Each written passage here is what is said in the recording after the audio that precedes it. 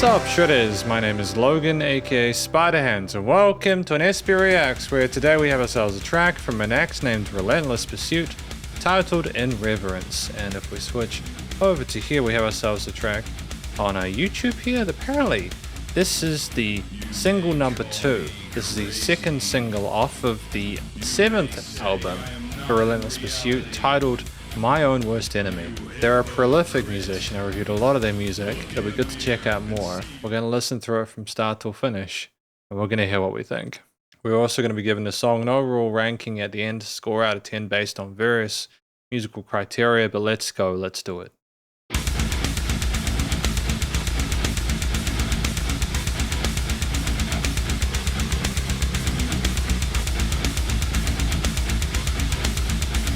Nice use of harmonics there. You may call me crazy.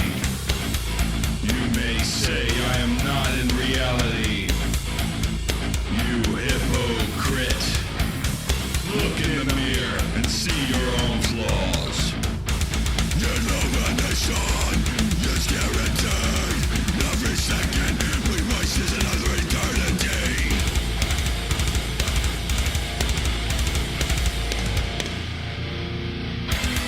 Behold the one who will break the barrier of disbelief. I like that change with that chord and how the real melody works with it. You think this world revolves around you. You're trying to suck with blaming us for all you do.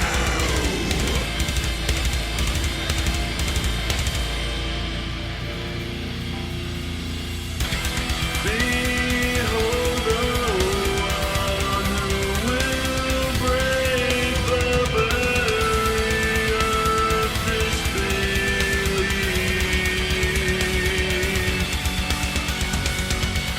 Nice color response with the keys. Mercy to the merciful has fallen on Eve.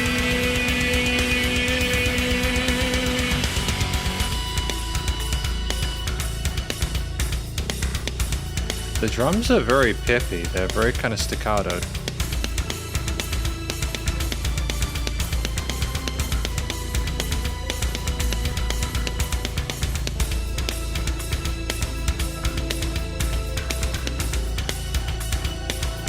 Works triads around the stereo field, going backwards and forwards with automation.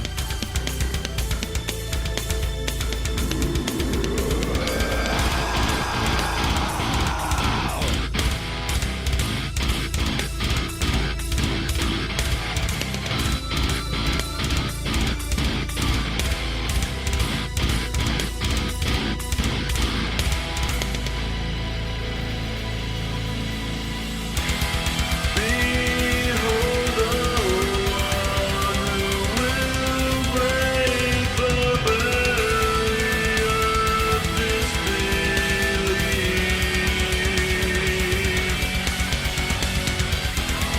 Grant mercy to the merciful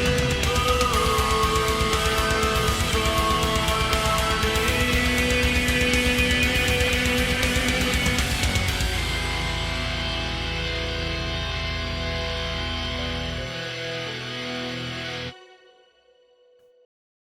I mean, it definitely works in the form factor of a single, for sure. That was an interesting track. We're going to talk about it more in the conclusion. And so welcome to the conclusion of our review of this track from an act named Relentless Pursuit titled In Reverence. In this section, I'm going to be providing an overall song analysis from vocals through to production, as well as any applicable constructive critique, and then finally my general thoughts from a listener's perspective, as well as going to be talking about the score, the overall song score I gave this track. But first of all, what do we think this track is about?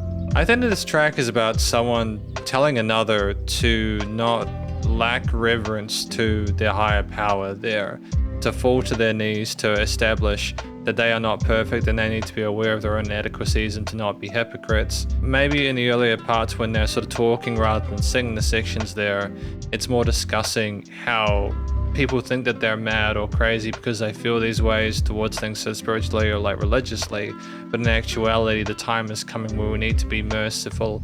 You know, we should need to show mercy to the merciful and sort of like bow ourselves and humble ourselves. You know, behold the one who will break the barrier of disbelief. And I think especially for people who like align with that type of sort of like belief system, this is going to be really important. And I think for people who are sort of curious, and I think either way it's an interesting sort of like topic to discuss here, and I feel that we did so very well.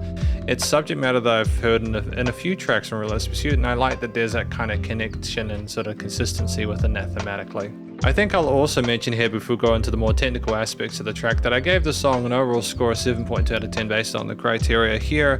Usually I talk about it before the lyrics, but I don't actually score the lyrics because I'm not as knowledgeable about storytelling as I am about the musical process in terms of performance and songwriting and production and stuff like that. So I gave it a score out of 7.2 out of 10. I feel like it's a good score. There's lots to appreciate within this track. And in terms of the vocal performance itself, I thought it was nice to have a range of different vocal styles, with some of those parts again being sort of spoken, that kind of hardcore styling of the late 2000s, early 2010s. Double tracked with like a hint of aggression behind it and menace there, like force, you know, kind of encouraging you, you know, heavily to pay attention to what they're saying. And when we get into the kind of growled vocals, such as around the 30-second mark there, it's just a nice additional kind of textural tone that infers the seriousness again of that aggression, that those difficulties they're going to, and how it's really important for you to kind of understand what the person has gone through, that sort of like persecution they've suffered through people not considering that they're in this reality,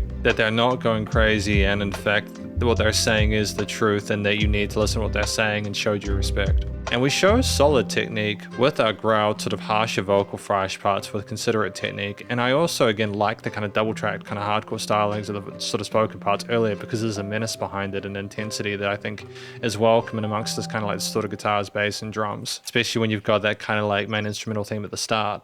But I also really like the cleaner vocals when we get into those kind of reverb takes and stuff. They soak up the mid-range. You've got a nice kind of polish and presence to them within the arrangement. They're kind of hypnotic in the way they kind of fill the stereo field. And it's just such a nice contrast to, again, a lot of the spoken and growl parts there. We do a lot of different vocal styles and we typically pull them off quite well. And when we sing in those cleaner sort of vocal styles there, we kind of sound very kind of caring, considerate. The expression, I feel, is appropriate, and it's a nice foil to some of this, again, that comes to some of the grittier textures instrumentally within the piece. I think structurally the piece at like 3 minutes 24 is nicely rounded. It's right within that 2 to 4 minute sweet spot, not too short that you're missing context, not too long that you're overplaying certain sections or sort of like needing to sort of throw more spanners in the work to get it to last. With various verse and chorus sections there, and a nice sort of like interesting piano kind of interlude section with the triads going backwards and forwards between the parts of the stereo field there, as well as instrumental intros with interesting sort of chug and harmonic parts on the rhythm guitars, the double kicks ferocious and the lower end kind of cutting nicely, sidechaining, and the bass being very sort of prominent as well when it needs to be. And the different sections are distinct. Like the chorus section has a main sort of 4-chordal progression there that is more sort of anthemic and kind of poppy, but in a way that it doesn't sound generic or cheesy, and allows us to be a bit more sort of considered and safe with our vocal melodies in that part there, to kind of contrast with the kind of chunkiness of a lot of those kind of chugged parts in the earlier sections there, where we have the initial spoken or growled vocals. So we typically know not to maybe be too colorful with the rhythm guitar parts, with the growl parts, just to make it sound more heavy and more, again, more brutal. To be fair, in the chorus sections we do, again, the guitars go more mid-range, and you have this kind of lead part in the background there, so the rhythm guitar, lead guitars are decorating as sub leads and arpeggiating. But like we also again have the double kicks to continue there, so we're not trying to divorce ourselves too much from what's going on in previously established parts. They were trying to form a connection with the groove or pace of the piece. And it's not like the drums are going, you know, 16ths all the time. There we have 16th triplets in parts, little chuggy parts there. We go a little bit slower sometimes as well. Sometimes we allow space for other elements within the mix. Like at the end there, we don't have drums at all. And I know that maybe seems like an obvious thing, but it really isn't. Some songs you just have drums the whole entire way and it just feels a bit overplayed. but allowing the kind of mid-range harmonic and melodic textures just to kind of float in the ether, especially with the encouragement of some of those reverb textures in the vocal parts, is really good. And some parts we don't even have guitars at all, such as around the 2-minute mark there. We have those keys playing around, arpeggiating those triads there, working with major and minor elements there to kind of not overcomplicate the mood of it, but to kind of add a bit of sort of like a meditative state to it, I suppose. The bass is still prominent in that part, kind of reinforcing the ground floor, but also when you have those strings, they're just far more sort of dramatic, like an epic event is about to occur. And like they sync really neatly with the kind of organic play style of the piano there, kind of freeform in the way it expresses those rhythms. And it kind of makes it seem like a more human experience. There are some parts where like the distorted guitars hang and you hear the toms, and I'm not sure if I necessarily despite appreciating the tightness of a lot of the 1/4/8 triplets and 16th patterns. I don't know if I necessarily like the texture of some of the toms in the mix, and that isn't me being, oh, I don't like the mix itself because it's not mixed correctly or something like that. It just feels like the toms could have potentially had more kind of body to them in order to help them kind of thud in the mix. But if we wanted a thinner kind of tone to the toms, that's fine. In fact, there was actually some interesting syncopated drum parts there. I feel like the kick has a lot of personality within it, so I'm glad that the kick was as active as it was. I think that if it hadn't been so kick oriented, the drum might not have just had as much push to it, or the song in general might not have had as much push to it. You know, it's important to groove within a context here. Just da-dun, da-dun, da-dun, da-dun. It's just kind of a fun, bouncy thing that contrasts to the continuity or the continuous state of a lot of those double kicks elsewise. And there's even some sort of genty parts around the 2-minute 25 mark there where they kind of stab and stutter there, and it kind of sounds a bit discordant and unnatural, but I think that's just the kind of mood we're going for within this in anticipation. But then there are other parts as well that I'm hearing with those tom fills and those chorus sections where like I can hear the toms clearly and they go around the stereo field quite nicely. So I'm not sure about that. I think thematically the minor landing for a lot of this, especially around the predominant sort of like root notes, but also the kind of more sort of anthemic hook line, not trying to sort of resolve to a major, but sticking it in the kind of minor key.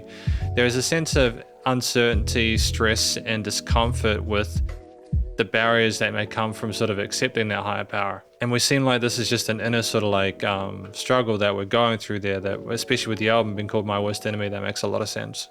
So thematically, I think the minor chords and leanings were sensible. I like that there was that kind of color in the mid-range with the lead parts as well as the keys there.